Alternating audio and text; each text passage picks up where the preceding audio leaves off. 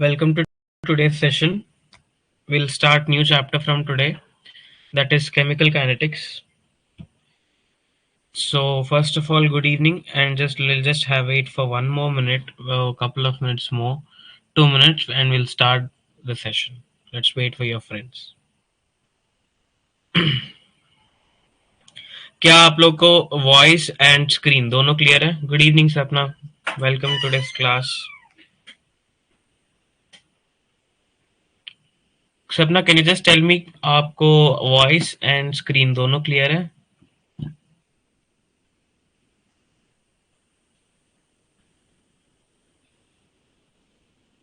Okay, perfect. Then we are starting the lesson and we will start with chemical kinetics today. ठीक है, chemical kinetics पे थोड़ा ध्यान देते हैं. Okay, सबसे पहले देखो, एक्चुअली केमिकल काइनेटिक्स में अगर इस चैप्टर की बात करें, ये क्लास 12 की चैप्टर है, फिजिकल केमिस्ट्री की पार्ट की बात करो. ठीक है, तो C chemical kinetics, correct, chemical kinetics. सबसे पहले इतना आसान चैप्टर है, फ्रेश चैप्टर है. ठीक है, हर दिन इस चैप्टर से हर साल इस चैप्टर से 2-3 क्वेश्चन आने ही आने हैं. ठीक है, बहुत आसान रहता है ये चैप्टर भी. ठीक है, बस थोड़ा समझने का चाहिए तुम्हें, थोड़ा कॉन्फिडेंस रखो. ठीक है, थोड़ा अपना दिमाग लगाओ तो आप लोग आराम से कर सकते हो ये चैप्टर, आराम से, बहुत आराम से, अच्छे से जाएगा ये चैप्टर. ठीक है, तो किसी को कोई टेंशन नहीं लेने का, केमिकल काइनेटिक्स है, क्या है ये वो वगैरह वगैरह. ठीक है, तो आपको good evening Deepika, good evening. If you can just call Malini and ask her to join the class, it will be better. देखो, अगर आप लोगों में से कोई मालिनी को कांटेक्ट कर सकता है तो ask her to join.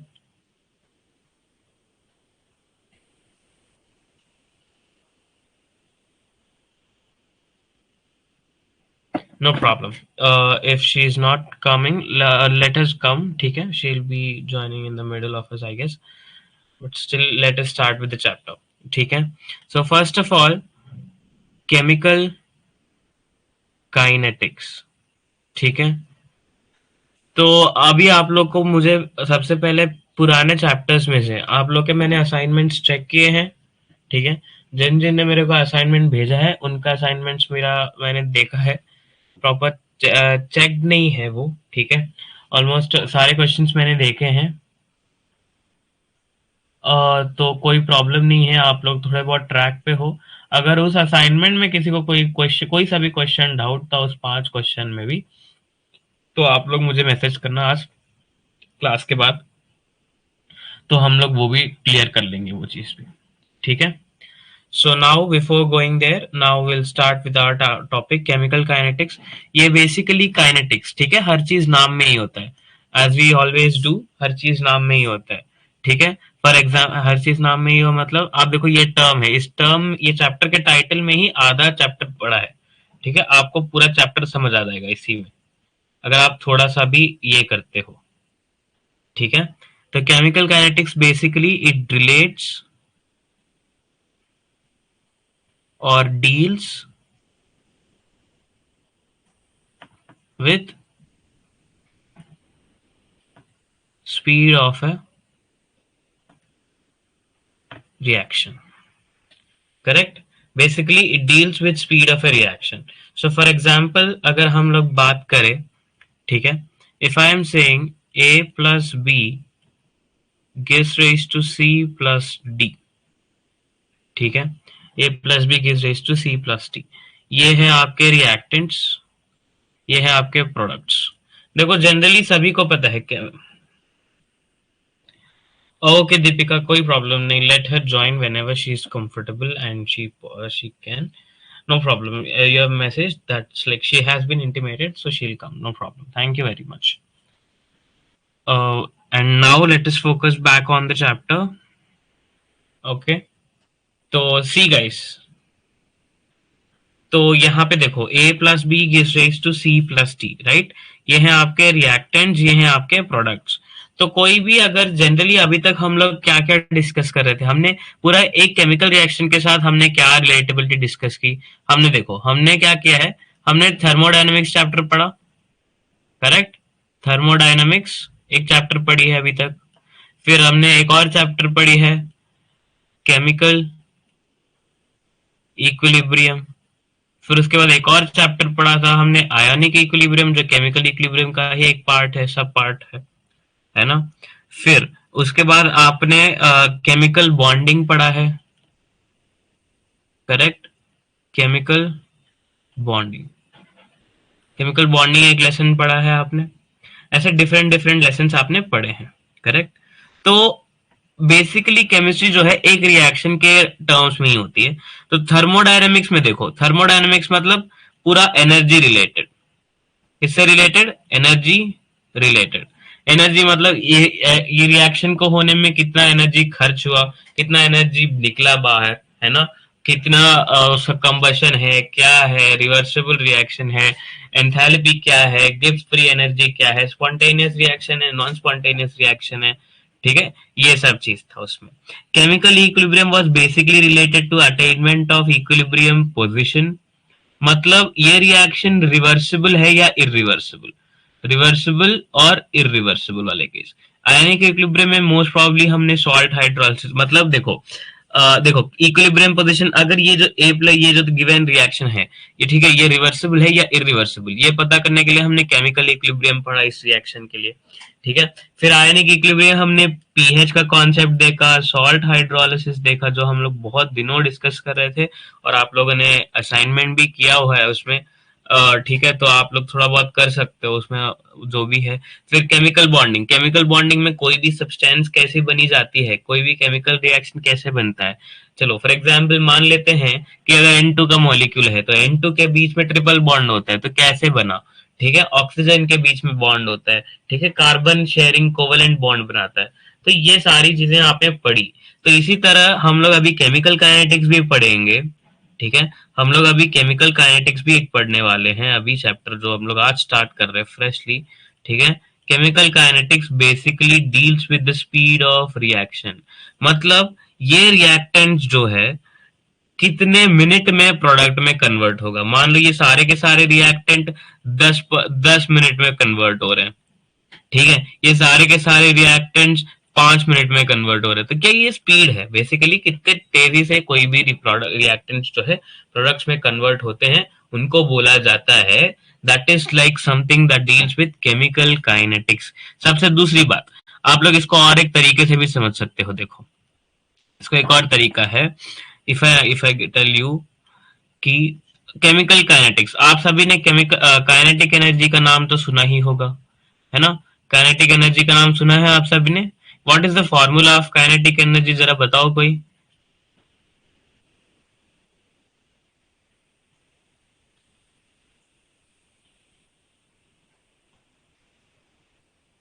Guys क्या हो गया आप लोग को, काइनेटिक एनर्जी का फॉर्मूला नहीं पता? जनरल फिजिक्स का तो काइनेटिक एनर्जी का फॉर्मूला है यार।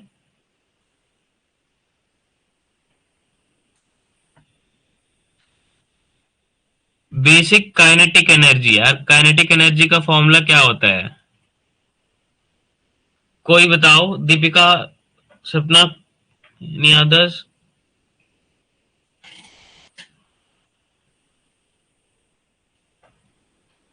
जनरल फॉर्मूला काइनेटिक एनर्जी का इतना नहीं सोचने का है गाइस। अगर आप देखो काइनेटिक एनर्जी का फॉर्मूला होता है बेसिकली हाफ mv² ना,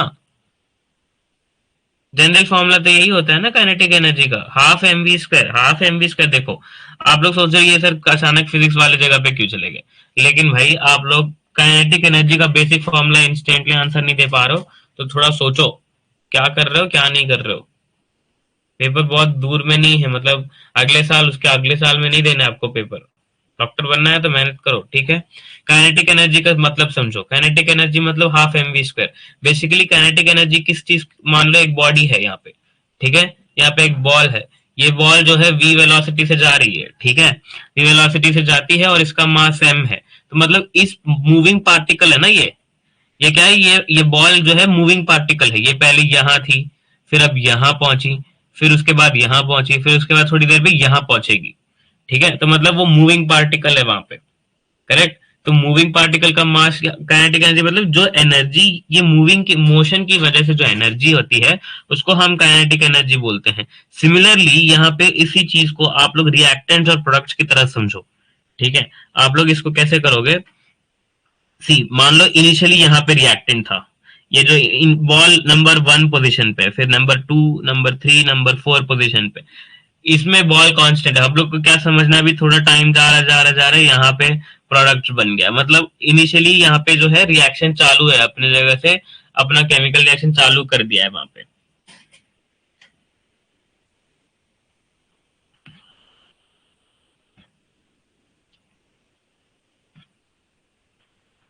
तो बेसिक रिएक्शन ये होता है, ठीक है, क्या है क्या नहीं है इसमें। तो सिमिलरली, तो यही चीज केमिकल रिलेटेड, काइनेटिक्स मतलब कोई भी चीज जो स्पीड से रिलेटेड हो, ठीक है। Kinetic energy, kinetic motion, kinetic theory of gases. What is kinetic theory of gases? Kinetic theory of gases भी एक चैप्टर है फिजिक्स में। अच्छा कोई बात नहीं Deepika, it sometimes happens, no problem. तो कहने का यहाँ पे है कि काइनेटिक थ्योरी ऑफ गैसेस भी है, वहां पर भी आप गैस मॉलिक्यूल्स के काइनेटिक थ्योरी मतलब मोशन के बारे में पढ़ोगे। तो ये सारी चीजें हम लोग केमिकल काइनेटिक्स में पढ़ने वाले हैं, ठीक है। इसी के तहत अब एक और चीज यहाँ पे, एक इम्पोर्टेंट चीज मुझे आप लोगों को एक और चीज भी समझानी है यहाँ पे, ठीक है। अगर ये काइनेटिक एनर्जी क्या एक्चुअल में ये लेसन में है क्या, ठीक है, ये हम लोग पढ़ते क्यों है, ये तो आपको अभी उम्मीद है कि समझ ही गए होंगे आप लोग इस लेसन पढ़ने का मकसद क्या है। फिर दूसरा, नीट के हम लोग किसके लिए पढ़ रहे हैं, हम लोग नीट की तैयारी कर रहे हैं, करेक्ट। नीट के पैटर्न, नीट के पेपर में जो कैसा क्वेश्चन आता है वो हमें पता होना चाहिए, करेक्ट। तो इसके हिसाब से अगर देखा जाए, ठीक है, हर साल मैक्सिमम मैक्सिमम देखो, ट्वेल्थ क्लास ट्वेल्थ की फिजिक्स में दो चैप्टर्स होती हैं, एक होता है इलेक्ट्रोकेमिस्ट्री, दूसरा होता है chemical kinetics. Most of the time दोनों चैप्टर से क्वेश्चन आने की चांसेस होती है 90%।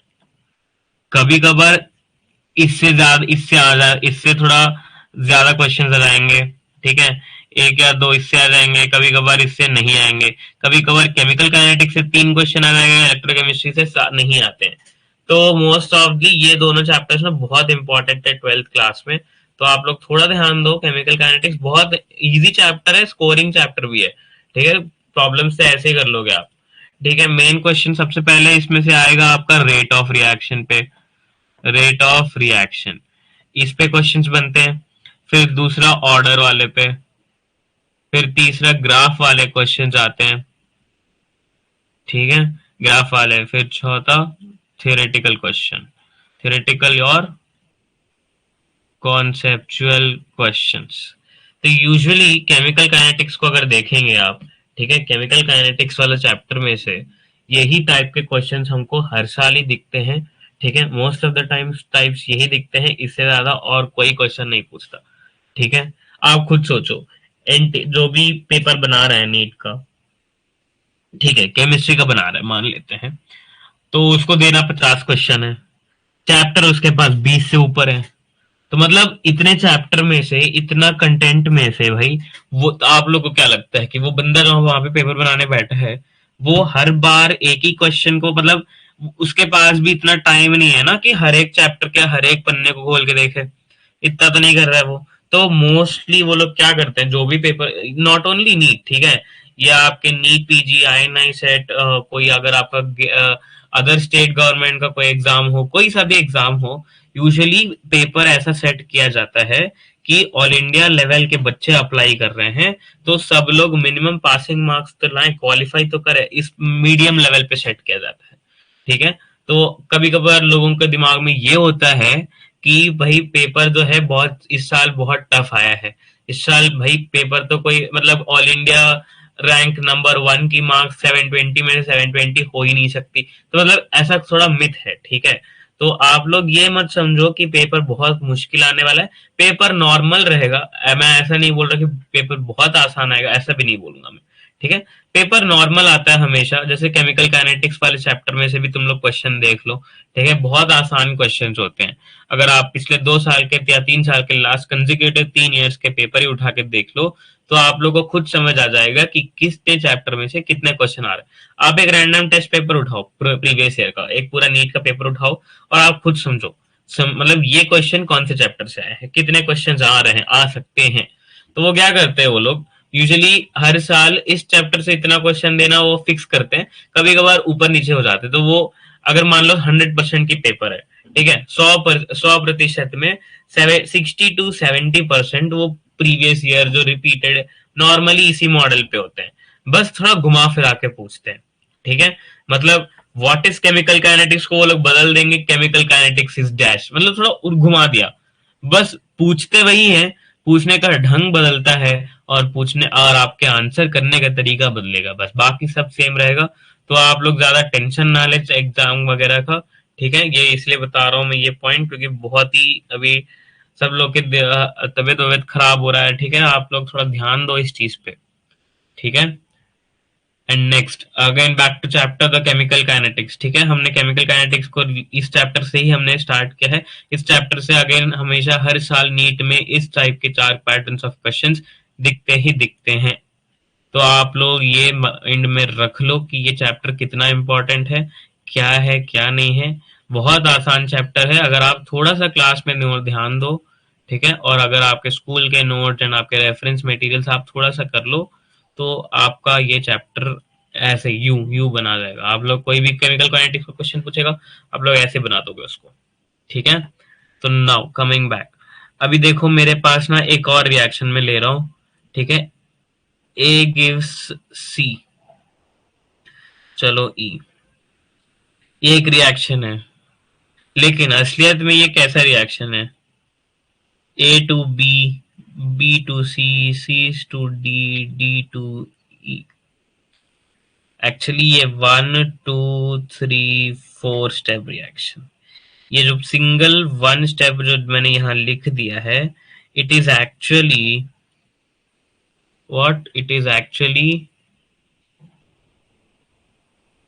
4 स्टेप रिएक्शन। ठीक है, what is it, it is actually a 4 step reaction.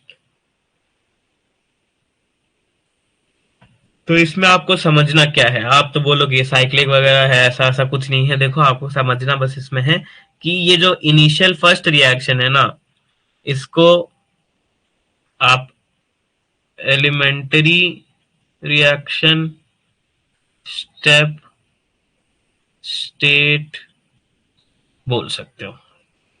Elementary मतलब, ठीक है, एलिमेंट्री का मतलब क्या होता है गाइस? एलिमेंट्री स्कूल आपने सुना है कभी? Kindergarten schools, pre schools, play schools, ये सारी एलिमेंट्री स्कूल्स होती हैं। ठीक है, जो फर्स्ट प्राइमरी स्कूल्स, ठीक है, first class, second class, first class से छोटे यूजुअली, ये सारी एलिमेंट्री स्कूल्स। और बाकी ऊपर वाले सारे हाई स्कूल ये सारी होती हैं। तो सिमिलरली इस चीज को एलिमेंट्री क्यों, क्या क्या है यहाँ पे, ये पहला अपना छोटा इन्फेंट है, बच्चा है, मतलब इनिशियल रिएक्शन है। जैसे जैसे रिएक्शन बड़े स्टेप्स बढ़ते जा रहे हैं, आपका जो प्रोडक्ट है वो भी बनता जा रहा है। जैसे आप हो, ठीक है, आपको बचपन में एलिमेंट्री स्कूल में भेजा जाएगा क्योंकि आप बच्चे हो। अब थोड़ा थोड़ा टाइम बढ़ते बढ़ते आप बड़े हो गए, आपको समझ आएगी क्या है क्या नहीं है। तो आप लोग को हाई स्कूल, फिर कॉलेज, है ना, फिर उसके बाद यूनिवर्सिटी, यूनिवर्सिटी के बाद जॉब, ये पूरा आपका ऐसा चलता रहता है। तो ऐसे समझो इस चीज को, कुछ नहीं है ज्यादा। पहले वाले स्टेप को एलिमेंट्री रिएक्शन स्टेप या स्टेट बोलते हैं। क्लियर, ये एक बेसिक चीज। अब आते हैं क्लासिफिकेशंस ऑफ रिएक्शंस पे। ठीक है, क्लासिफिकेशन ऑफ रिएक्शंस पे अगर किसी भी, देखो 3 टाइप के क्लासिफिकेशन होते हैं। ठीक है, हम लोग पढ़ के आ रहे हैं केमिकल काइनेटिक्स पढ़ रहे हैं, करेक्ट, हम लोग पढ़ रहे हैं केमिकल काइनेटिक्स। सो केमिकल काइनेटिक्स के अकॉर्डिंग अगर आप लोग का क्लास का अगर आप क्लासिफिकेशन समझो, व्हाट इज योर क्लासिफिकेशन? ठीक है, जनरल क्लासिफिकेशन, यहाँ पे केमिकल काइनेटिक्स किस चीज से रिलेटेड होती है? रेट या स्पीड से रिलेटेड होती है। तो उसके अकॉर्डिंग हमारे पास 3 टाइप के रिएक्शंस होते हैं।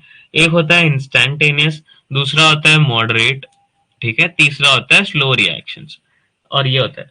तो सबसे बेस्ट एग्जांपल्स मैंने यहाँ पे दिए हैं आपको, नोट्स अगर आप रिफर करोगे, ठीक है, नोट्स में मैं आपको बता दूं।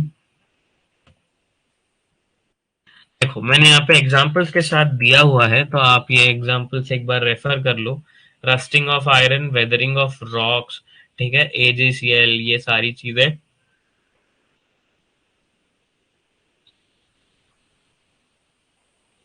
Just give me a second.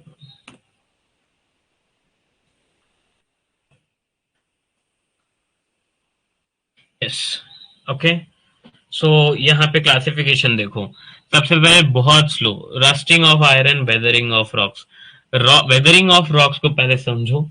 Weathering of rocks मतलब रॉक्स का डिग्रेड होना, अपने जगह से जो पुराने पुराने पत्थर वगैरह होते हैं वो अपनी लाइफ वगैरह खो जाते हैं, मतलब उनकी जो स्ट्रेंथ, ताकत जो पत्थर का होता है वो सब नहीं रहता अब।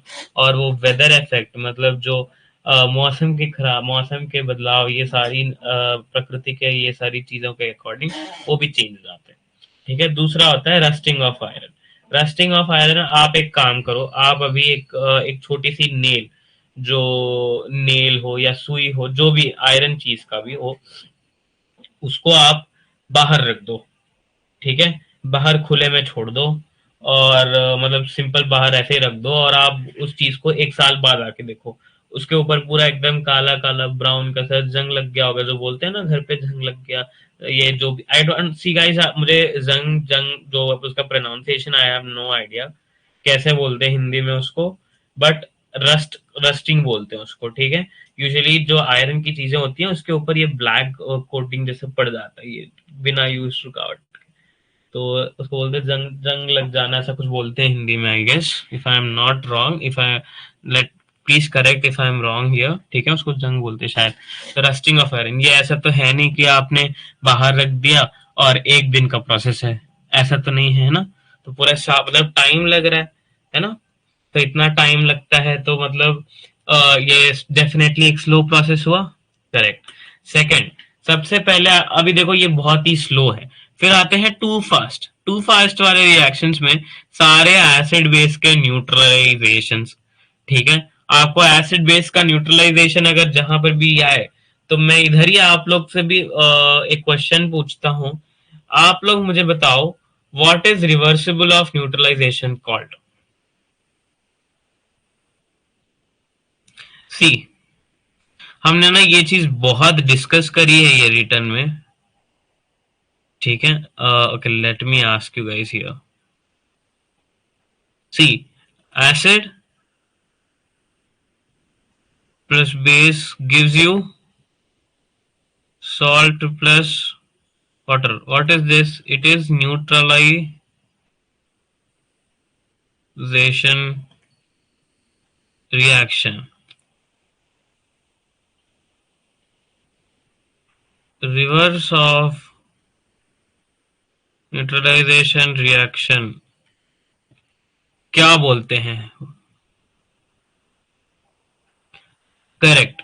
देखो, एसिड प्लस बेस अगर रिएक्ट बोलते हैं करता है तो वो न्यूट्रलाइजेशन बोल रहे हैं ना। तो ऐसे सॉल्ट प्लस वाटर को रिएक्ट करने वाले रिएक्शन का नाम क्या है?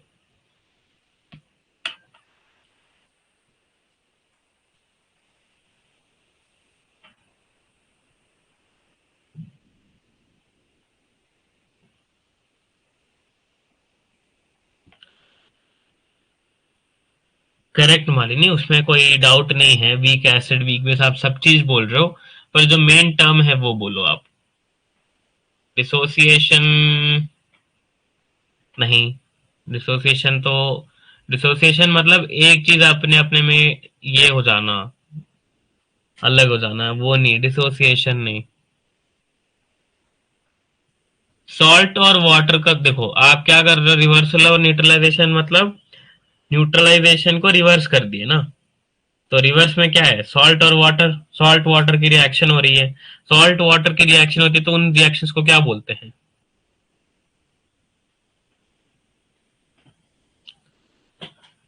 पिछले चैप्टर में हमने 3-4 दिन ये लगातार डिस्कस किए हैं इस टॉपिक पे।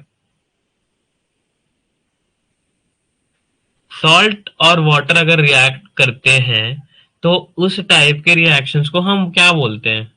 जनरल टर्म क्या है उसका? देखो मालिनी, आपने सही बोला है, वीक एसिड, वीक बेस, ये सब सही है, पर उसका जनरल एक कॉमन टर्म है, वो टर्म क्या है? अदर्स,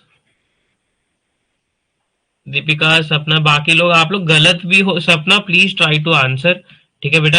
अगर आपको नहीं भी आ रहा है कुछ समझ में भी, अगर आपको लगता है कि आपका आंसर गलत है, फिर भी आप आंसर करने का कोशिश करना। ठीक है, आप डरो मत कोई के आंसर गलत होगा तो कुछ होगा, ऐसा कुछ नहीं, ठीक है, कोई यहाँ पे डांटने वाटने वाला कुछ नहीं है, इतना तो नहीं है, हम बस बताने वाले हैं आपको कि कहाँ गलती कर रहे हो। तो जस्ट, किसी को पता है ये चीज? आप लोगों ने ये टॉपिक पढ़ा था, सॉल्ट हाइड्रोलिसिस?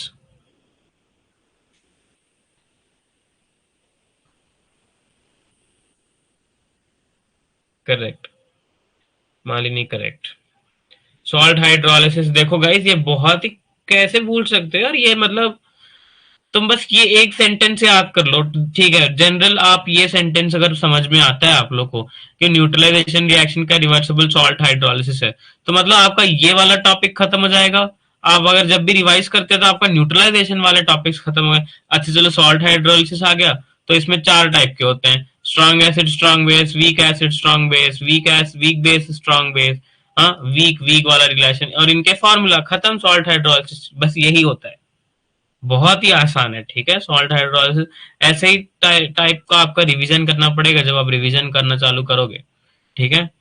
तो ये सारी, कहने का मतलब ये कि एसिड बेस रिएक्शंस, ये सारी रिएक्शंस जनरली टू फास्ट होती हैं। डिटोनेटिव्स ऑफ एक्सप्लोसिव्स, कुछ लोग बॉम्ब लगा देते हैं ना बाहर, तो ये सारी बम वगैरह, ये सारी डिटोनेट करना, ये भी इंस्टेंटली होती हैं, ठीक है। अब कुछ रिएक्शन होती है मॉडरेट, जो भाई 2-3 दिन में। एक होता है, एक बंदा वो है जो एक काम को 24 घंटे के अंदर कर दे। फिर एक बंदा वो होता है कि उस काम को वो पूरा 2 साल ले ले, 2 years। फिर एक बंदा वो होता है वो जो 72 hours ले ले उस काम को करने के लिए। तो ये आपका मॉडरेट हो गया, ये आपका टू फास्ट हो गया, और ये आपका टू स्लो हो गया। समझ रहे हो आप लोग? ऐसे फोटोसिंथेटिक रिएक्शंस, फोटोलाइटिक रिएक्शंस, ठीक है, ये सारी रिएक्शंस ना मॉडरेट होती हैं। तो ये है आपका classification of reactions. Clear? This is your classification of reactions. Now, if we go back again, अब बात आती है रेट्स की, ठीक है। एक होता है एवरेज रेट, एक होता है इंस्टैंटेनियस रेट, ठीक है। रेट मतलब भाई आप क्या समझ रहे हो, थोड़ा ध्यान दो, ठीक है। रेट मतलब किसी भी चीज का, ठीक है। एक होता है एवरेज और एक होता है इंस्टैंटेनियस रेट, ठीक है। मतलब सबसे पहले हम लोग इंस्टैंटेनियस रेट को समझते हैं है क्या, ठीक है। जनरली रेट का मतलब क्या होता है ना। Usually change in concentration by time taken को हम लोग यूजुअली, ये देखो, टाइम कॉन्सेंट्रेशन के अकॉर्डिंग उसको बोलते हैं हम रेट, ठीक है। मतलब जैसे जैसे टाइम जाता रहेगा, आप खुद सोचो, ठीक है, आपके पास है रिएक्टेंट की कॉन्सेंट्रेशन इतनी सी, और आपको प्रोडक्ट भी बनानी है, उसी रिएक्शन में बनाना है वो भी। अब भाई इसका रेट बताओ मेरे को, कितना रेट में, मतलब जैसे रन रेट हो गया, ये सब चीज क्रिकेट में आती है ना, वैसे ही चीज है ये सारी, ठीक है, रन रेट वैसा वैसा। तो इसमें क्या करना है आपको, अगर आपके रिएक्टेंट्स का जो कॉन्सेंट्रेशन घट रहा है, ये तो पता ही है आपको, ठीक है। आप खुद ये वाला देखो, initially T equals to zero, अच्छा ये जीरो है, ठीक है, आप लोग कंफ्यूज ना हो यहाँ पे।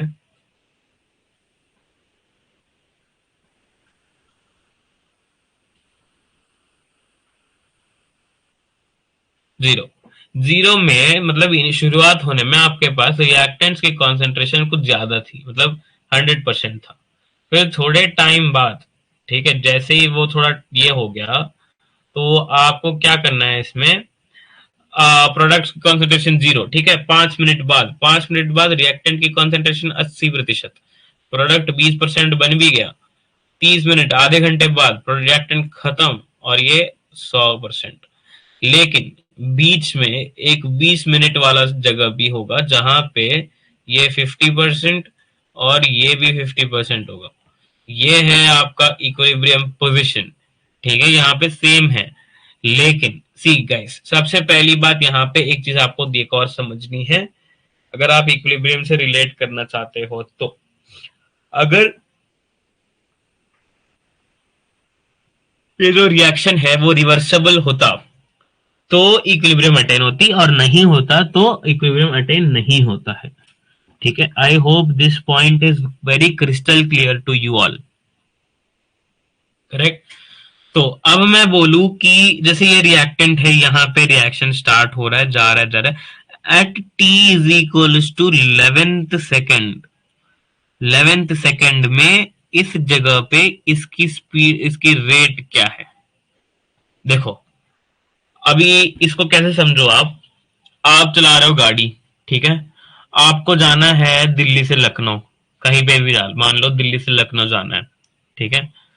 तो नॉर्मली अगर आप गूगल मैप्स या फिर कहीं पर भी खोल के देखोगे तो आपका जनरल आता है 50 किलोमीटर समथिंग समथिंग। तो अगर आप नॉर्मल आप गाड़ी में बैठे हो, आपके पापा या ड्राइवर जो भी है आपका गाड़ी चला रहे हैं, ठीक है, तो वो ऐसा तो है नहीं कि वो कॉन्स्टेंटली एक ही रेट करेगा, ठीक है। तो दिल्ली से मान लो लखनऊ, चलो अगर आप अच्छे से और अच्छा एग्जांपल लेंगे अपन, चलो दिल्ली से जाना है आपको कन्याकुमारी, ठीक है, पूरा ट्रैवल भारत घूमेंगे, चलो ठीक है, दिल्ली से कन्याकुमारी आ रही ट्रेन, ठीक है, चलो आपकी ट्रेन हो या फिर जो भी व्हीकल है, ठीक है। तो आप स्टार्ट तो जीरो से करोगे ना, गाड़ी का रेट, गाड़ी मतलब आपने चाबी घुमाया और एकदम 100 किलोमीटर प्रति घंटा, ये नहीं हो रहा है, ठीक है। तो स्टूडेंट थोड़ा टाइम करोगे, तो वो है आपका इनिशियल टाइम, ठीक है, इनिशियल टाइम। और उस टाइम की जो रेट होती है, आपकी जो स्पीड है, उसको बोलते हैं, क्या बोलते हैं उसको, इनिशियल रेट। क्या बोलते हैं उसको बेटा, इनिशियल रेट, ठीक है। तो देखो इसको कैसे समझोगे आप, फॉर एग्जाम्पल ये है मेरा रिएक्टेंट और ये है मेरा प्रोडक्ट, ठीक है। अभी तो टी इज इक्वल टू 0, 1, 2, 3, 4, 5 ऐसे ऐसे करके सेकंड्स तक जा रहा है। तो यहाँ पे 0 सेकेंड में है, ये 1 सेकेंड, ये 2 सेकेंड, ये 3 सेकेंड, ये 4 सेकेंड, ये 5 second.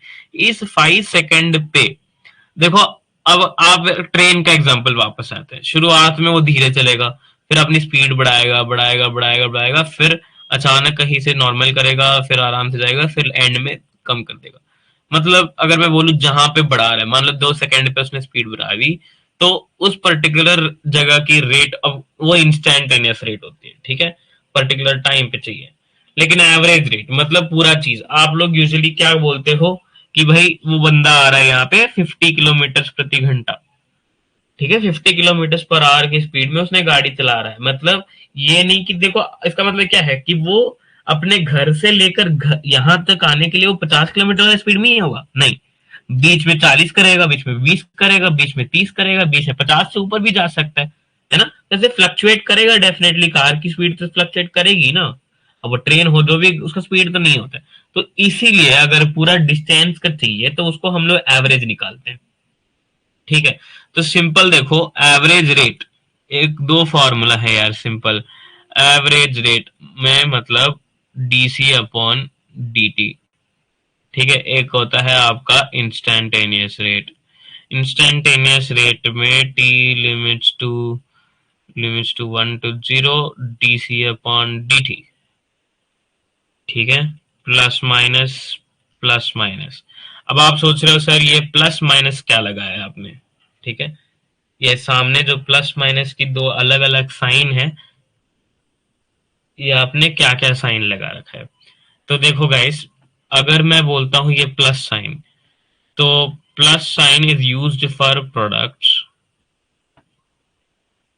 And minus sign is used for reactants, क्योंकि as time goes the reactant concentration, as time goes the reactant concentration decreases, product concentration increases. If reversible condition, equilibrium is attained or else not. And and the most important, positive is in terms of products because the product concentration is keep on increasing, and reactant concentration के लिए negative because reactants की concentration keep on decreasing, ठीक है। Time ये general phenomena है। यहां तक किसी को कोई डाउट है?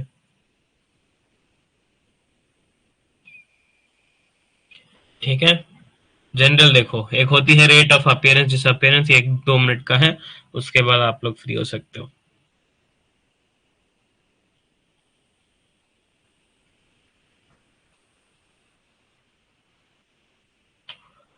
Any questions? Anything you wanted to ask?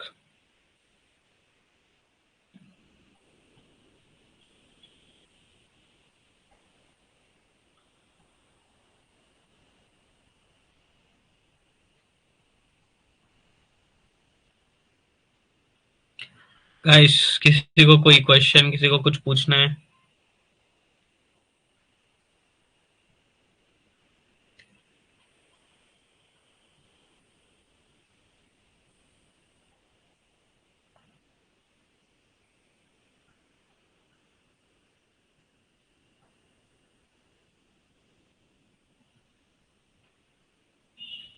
Any questions? किसी को कोई क्वेश्चंस है? किसी को कोई सवाल जवाब कुछ करना है? किसी को कोई डाउट है? चलो, अगर किसी को कुछ नहीं है तो हम लोग स्टार्ट करते हैं आगे। No problem. देखो, ये है आपका दो रेट का formula, change in concentration upon time. ठीक है, यहाँ पे देखो rate of disappearance of N2। ठीक है, N2, N2 की बात हो रही है यहाँ पे। Let me just give this N2, तो rate of disappearance. Okay, I'll check this because there is some lag between your messages and me receiving the messages. No problem. Okay guys, rate of disappearance and rate of appearance, बस ये देख लेते हैं कैसे rate, chemical reaction का rate लिखना है। उसके बाद हम लोग प्रॉब्लम्स हम लोग कल सॉल्व करेंगे। इस पे तो आपको समझ आ जाएगा क्या है। ठीक है, किसी भी इक्वेशन का अगर आपको रेट लिखना है, फैक्टर्स अफेक्टिंग, चलो फैक्टर्स अफेक्टिंग हम लोग कल डिस्कस करेंगे, आज नहीं। सी, this is the example reaction. N2 plus 3H2 gives rise to 2NH3. 2NH3 is what? Ammonia formation ना? ठीक है, अमोनिया फॉर्मेशन है। तो ये बेसिक जनरल रिएक्शन है। तो रेट ऑफ डिसअपियरेंस, कोई भी रिएक्शन का रेट ना आप किसी भी टर्म्स के रिलेटेड कर सकते हो, जैसे रिएक्टेंट्स का प्रोडक्ट्स के साथ कर सकते हो। तो इसका मतलब rate of reaction in terms of N2, rate of reaction in terms of H2, ऐसे अलग अलग लिखते हैं। तो रेट ऑफ अपीयरेंस एक और टाइप भी है, rate of appearance and rate of disappearance. Rate of appearance is for products, rate of disappearance is for reactants. Simple सी बात है। ठीक है, is the thing clear to you all? So what I need you guys to do for today, ठीक है, at least आज क्या करना है आपको? एनसीईआरटी बुक उठाओ। ठीक है, एनसीईआरटी बुक उठाओ आज, एनसीईआरटी, उसमें से रीडिंग करना है आपको, बस सिर्फ रीडिंग। ठीक है, सिर्फ रीडिंग करनी है आपको, चैप्टर का रीडिंग, जो समझ आ रहा है जो नहीं समझ आ रहा है बस थोड़ा रीड आउट कर लो, क्योंकि मैं कल पूछूंगा एटलीस्ट दो तीन। अभी आज जितना हुआ इंट्रोडक्शन ऑफ द चैप्टर ही पढ़ लो, थोड़ा रीडिंग वीडिंग भी हो जाए आपका, है ना? तो उस हिसाब से आपको भी थोड़ा बहुत कुछ समझ आ जाए क्या चल रहा है क्या नहीं चल रहा है ना। ठीक है guys, so do you have any questions? If you have any questions, just raise your hand and ask.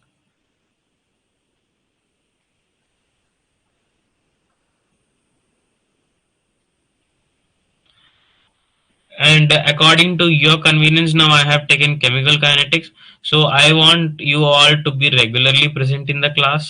ठीक है, मुझे आप लोग की रेगुलर अटेंडेंस दिखनी चाहिए क्लास में। ठीक है, वरना मैं ये चैप्टर लास्ट में लेता, क्योंकि बहुत छोटा चैप्टर, आराम से हो जाता है करके। चलो, अगर किसी को कोई डाउट वगैरह सब चीज नहीं है, सब चीज क्लियर है, तो आप अभी रेस्ट लो। ठीक है, फिर अगेन 6:30 पे शायद आपकी बॉटनी क्लास है आज। Let me check and inform you. या 6:45 पे आज बॉटनी क्लास होगी आपकी।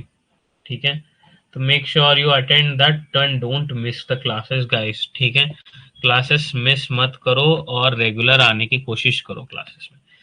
ठीक है, एटलीस्ट मेरे क्लास में देखो, बाकी सब्जेक्ट्स का मेरे को मतलब मैं नहीं बता रहा हूँ, मैं अपने सब्जेक्ट की बात कर रहा हूँ। ठीक है, बाकी सब्जेक्ट भी जाओ, अटेंड करो क्लास। ठीक है, एक क्लास अटेंड किए एक नहीं अटेंड किए ये गलत बात है। ठीक है, अगर आप अटेंड नहीं कर पा रहे हो तो just inform the teacher so that he will prepare accordingly. ठीक है, सबका अपना अपना होता है, तो जस्ट आप थोड़ा ये कर लो, है ना? And all the best. अगर किसी को कोई दिक्कत डाउट वगैरह कुछ आ रहा है ये चैप्टर में, तो आप तुरंत तुरंत पूछ लो। क्लास के बीच में भी अगर किसी को कुछ समझ नहीं आ रहा तो तुरंत माइक ऑन करके उधर का उधर ही क्लियर करने का, ठीक है। क्लास बीच में ऐसा आप कभी पूछ सकते हो, कोई प्रॉब्लम नहीं है।